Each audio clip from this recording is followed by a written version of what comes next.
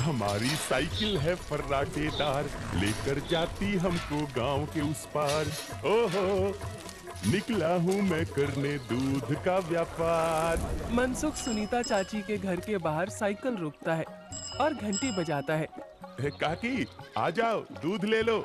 लाओ भाई, आज जरा आधा लीटर दूध ज्यादा दे देना, मेरी बिटिया को खीर खाने का मन है।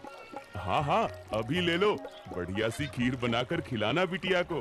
मनसुख फिर से साइकिल लेकर दूसरे घर दूध देने चला जाता है। अरे मनसुख भाई, ये लो तुम्हारे दूध के पैसे, आज महीना पूरा हो गया ना। हाँ दीदी, लाओ दो, आपका हिसाब एकदम साफ रहता है, आप एकदम समय पर पैसे दे देती हो। अरे मनसुख भैया, तुम गांव में सबसे सस्ता दूध देते हो और रोज समय पर भी आते हो, तो फिर हमारा तो फर्ज बनता है ना कि तुम्हें समय से तुम्हारे पैसे दें। अरे आपका धन्यवाद दीदी। अच्छा, मैं चलता हूँ। हाँ, इस दूध वाले की ज्यादा तारीफ नहीं कर रही थी तुम? अरे तो और क्या, सच ही तो कह रही थी, मैंने कुछ गलत कहा क्या? अरे मनसुख इतना ईमानदार है बेचारा। पहले हम शहर से पैकेट वाला दूध मंगाते थे, वो कितना महंगा पड़ता है, और उसे लेने के लिए आपको इतनी दूर दुकान तक जाना पड़ता था। बेचारा मनसुख तो घर तक दूध दे जाता है और पैसे भी शहर वाले दूध से कम लेता है। और तो और। अरे बस बस भाग्यवान, और ना बताओ, मैं समझ गया कि मनसुख बहुत बेचारा और ईमानदार है। अब मुझे माफ करो और जरा एक कप चाय पिला दो। हाँ हाँ, अभी लाती हूँ। उधर मनसुख अपना सारा काम खत्म करके घर पहुँच जाता है। अरे आप आ गए, आज देरी हो गई। अरे पूछो मत, साइकिल का टायर रास्ते में पंचर हो गया था, उसे ठीक कराने में बहुत देर लग गई। ओहो, तो आप एक मोटर गाड़ी क्यों नहीं खरीद लेते? इस साइकिल पर काहे चलते हैं जब ये इतनी खटारा है तो? ताकि मैं भोला, सीधा और गरीब लग सकूं। क्या क्या मतलब? अरे अगर मैं मोटर गाड़ी से चलने लगा तो गांव वाले सोचेंगे नहीं कि इस गरीब दूध वाले के पास इतना पैसा आखिर आया कहां से? हाँ, कहां से क्या? दूध बेचकर और कैसे? मनसुख उठकर खड़ा होता है और सीधा अपने तबेले में जाता है, जहां मीना ने जानवरों का ताजा दूध निकाल कर रखा था। लेकिन सबको पता है कि सिर्फ दूध बेचकर कोई मोटर गाड़ी खरीदने के लायक नहीं हो जाता है। मनसुख ताजा दूध निकाल कर उसमें अरारोट मिलाने लगता है। अरे रुकिए रुकिए, ये दूध तो हमारे इस्तेमाल का है, इसमें अरारोट क्यों मिला रहे हैं? अरे मूर्ख औरत, कितनी बार तुमसे कहा है कि हमारे इस्तेमाल का दूध अलग रखा करो। यहाँ तबेले में मैं सिर्फ बेचने वाला मिलावटी दूध ही रखता हूँ। जी जी, माफ करिएगा, अभी हटा देती हूँ। गांव वालों की सोच के विपरीत मनसुख राम तो एक बहुत ही लालची और चालाक दूध वाला था। मीना दूध हटाकर ले जाती है और मनसुख हंसता हुआ खुद से कहता है, गांव वालों की नजर में मैं एक बेचारा गरीब दूध वाला हूँ, तो वही रहने दो। मेरा असली चेहरा कभी किसी के सामने नहीं आ पाएगा। और मैं ऐसे ही मिलावटी दूध बेच बेच कर बहुत सारा धन जमा करता रहूंगा। मनसुख की धोखेबाजी की गाड़ी ऐसे ही मजे से चल रही थी। एक दिन उस गाड़ी में सवार होने के लिए कुछ और यात्री भी आ गए। एक दिन मनसुख साइकिल से दूध बेचकर वापस घर जा रहा था और फिर से उसकी साइकिल पंचर हो गई। अरे ये खटारा तो नाक में दम कर रखी है, फिर से इसको बनवाना पड़ेगा। मनसुख छोटू पंचर वाले की दुकान पर जाता है। अरे भैया, फिर से आ गए आप? अरे अब तो आप एक नई साइकिल ले ही लो, आपकी साइकिल का पंचर बनाते बनाते हम थक गए भाई। अरे कहाँ छोटू भाई, घर में दाना पानी चल जाए वही बहुत है, अब कहाँ नई साइकिल खरीदेंगे हम जैसे गरीब। छोटू साइकिल ठीक करने लगता है और मनसुख वहीं खड़ा रहता है। बगल में एक भजिया वाले की दुकान थी। अरे भैया, इसे ठीक करने में 15-20 मिनट लगेगा, आप कब तक खड़े रहेंगे? जाइए, सामने जाकर भजिए वाले की दुकान पर बैठ जाइए ना। अच्छा ठीक है, जब काम हो जाए तो मुझे बुला लेना। मनसुख भजिया वाले के पास जाकर कहता है, लाओ भैया, जरा एक प्लेट भुजिया खिलाओ। हाँ भैया, अभी लो। मनसुख के ठीक सामने दो आदमी बैठे हुए थे। दोनों कुछ विचित्र से दिख रहे थे, जैसे वसूली करने वाले गुंडे हों। मनसुख जरा संभल कर बैठ जाता है। अचानक से उनमें से एक आदमी को जोर से खांसी आने लगती है।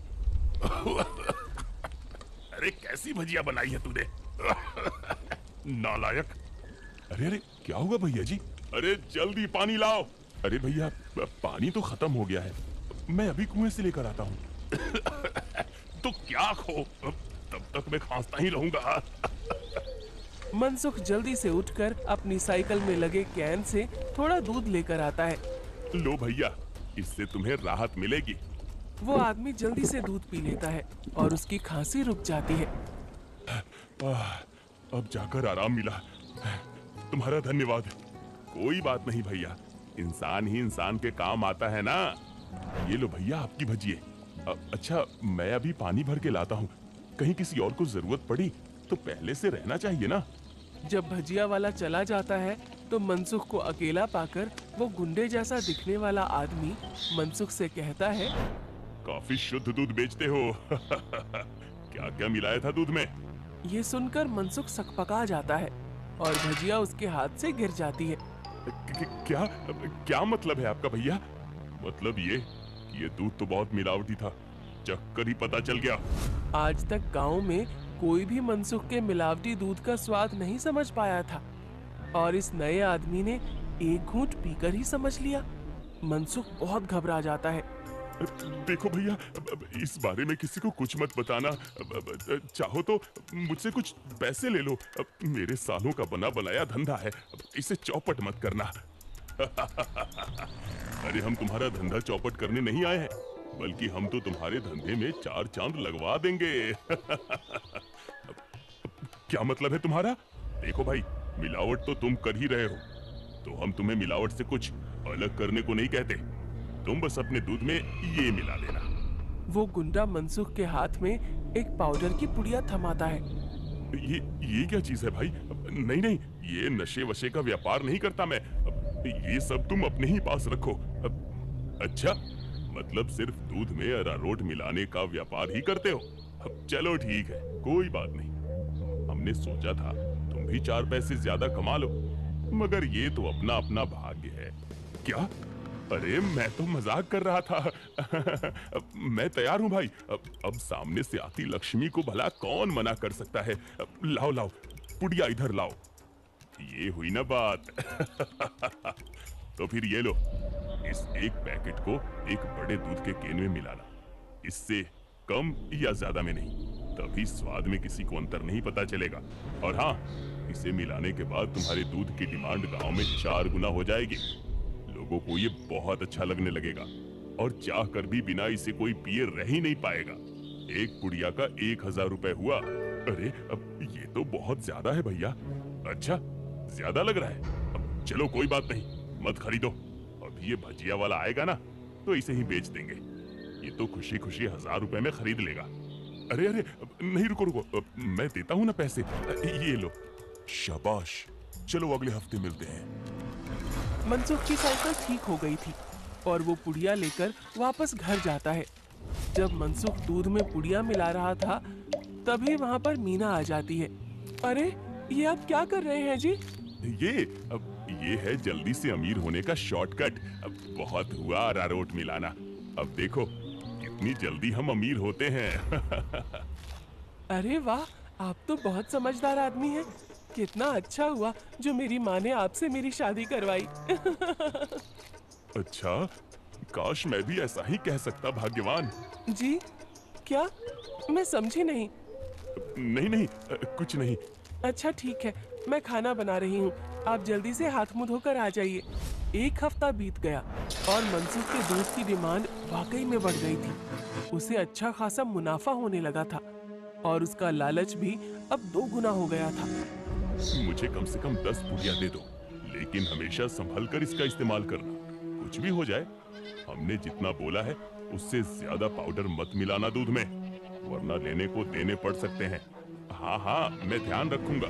मनसुख रोज की तरह सुनीता काकी के घर में दूध देने जाता है और आवाज लगाता है, काकी आ जाओ, दूध ले लो।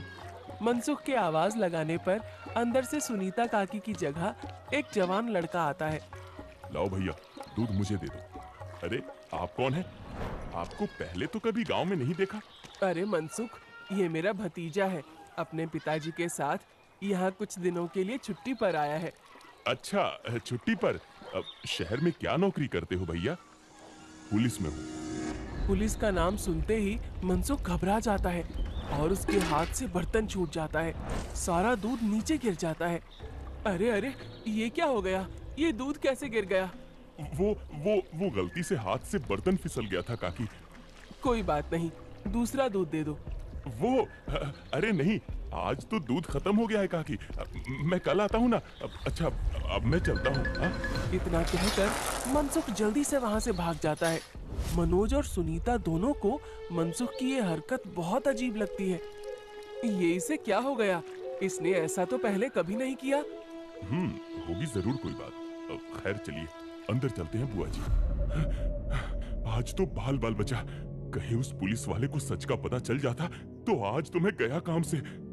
बाकी की जिंदगी जेल के अंदर काटनी पड़ती। उफ। अरे क्या हुआ जी?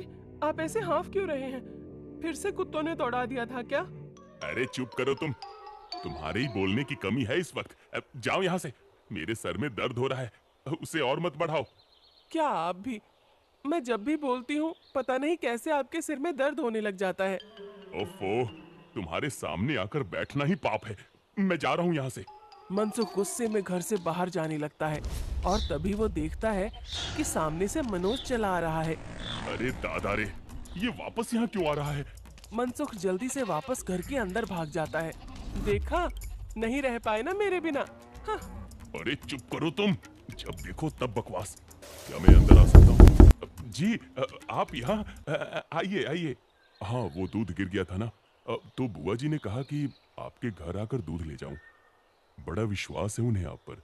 मैंने कहा कि पास की किसी दुकान से जाकर दूध ले आऊं, लेकिन उन्होंने कहा कि मनसुख भाई के वहां से ही दूध लेकर आओ। अरे ऐसी बात है क्या?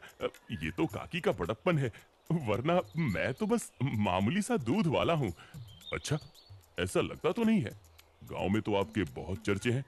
मैंने तो आज तक किसी आम दूध वाले का इतना नाम नहीं देखा है। मनसुख थोड़ा घबराता है और फिर मीना से कहता है, इन्हें चाय वाय पिलाओ, मैं इनके लिए दूध लेकर आता हूँ।